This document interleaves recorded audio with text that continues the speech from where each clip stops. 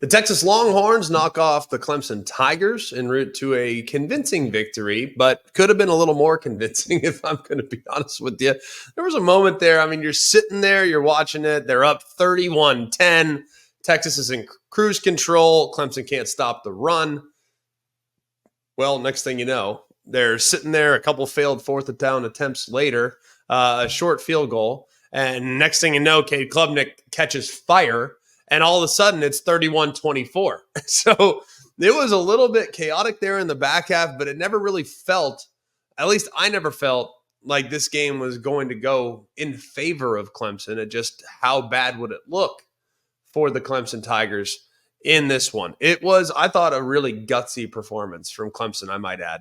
I think it's easy to get lost in the conversation of, well, ACC, SEC, all this, conference superiority conversation. I don't really care about any of that.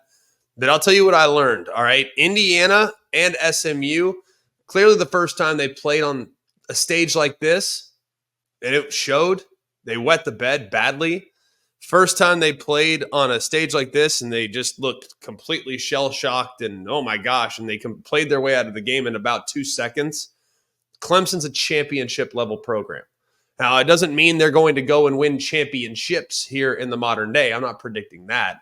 But you can see while watching that team in their performance, albeit there being a pretty significant gap in personnel, talent, depth, what have you, that team rises to the occasion where the other two teams collapsed upon themselves like a dying star. So credit to the culture and credit to the type of program that Dabo Swinney's built, because they were prepared for the moment, unlike the other two that looked awful in their performances. So we'll start with Texas, of course. Dominant rushing performance. And this is where Texas has been going. Texas has been moving in this direction, taking a little bit more and more off Quinn Ewers' plate, right? Taking just a little bit more off the passing attack, leaning just a little bit more into trying to become a ground and pound outfit. Why? Because if you look at some of the best teams they might face moving forward, those teams are going to be really good getting after the quarterback, and that's been the Achilles heel for the Texas Longhorns against the Georgia Bulldogs, is their pass pro, their protection for their quarterbacks. Those guys are always under duress, it seems like, when they're playing against Georgia. So guess who's still in the tournament? Teams like Georgia, Oregon, Ohio State, Penn State. These guys have dynamic rushing attacks, so pass rushing attacks. So if Texas can run the football and avoid those obvious passing situations, then they got a real shot to be in a really good position moving forward. It's amazing to me, too. I look at Clemson. And Clemson, I saw this stat, this according to ESPN, and the analytics department at ESPN. Clemson knew the run was coming. They knew it, they prepared for it, and they aligned their defense to take it away. They put 7 guys in the box on 34 of Texas's 48 rushing attempts. So they loaded the box with at least 7 defenders on 34 of 48. Guess what things looked like on those 34 attempts? Texas ran for 233 yards on those 34 attempts and 4 touchdowns. So that goes to show you. And it's not like those 7 defenders in the box. It's not like Quinn Ewers is some crazy mobile weapon that, we got to account for his legs too. No, these were traditional runs.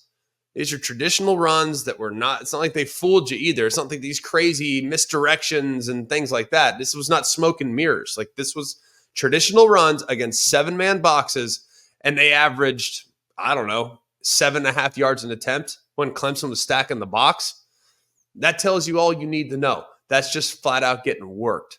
All right, that's their most yards against stacked boxes since 2015, and that was against Texas Tech. They just did it against a team that has won national championships in the last 5 or 6 years. Okay, this is a very impressive performance from the Texas Longhorns. The other thing I would say, the goal line stand, right? The goal line stand, and I don't think Texas has been getting enough credit for their defensive line this year. we all remember what last year's defensive line was like. We all remember what the defensive tackles were like from last year's team and how disruptive and dominant they were. I believe I didn't watch a lot of NFL yesterday, but I think T'Vondre Sweat, the Outland Award winner, he might have been carrying the football at some point in the game that I had yesterday on one of the side TVs. I think he was. So we all remember how good he was and his partner in crime, Byron Murphy, was, right? Well, let's now start to acknowledge how good Alfred Collins is, how good Vernon Broughton is, how good these guys are along the lines of scrimmage. And then off the ball, David Benda and what you're seeing from Michael Taft, like these guys are really, really good. And they stop Clemson there at the goal line. Then they stop.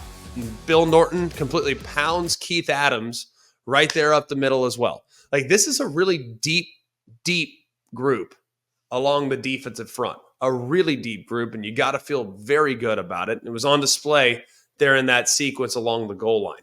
The other thing I will say too, I thought Clemson had a really smart plan.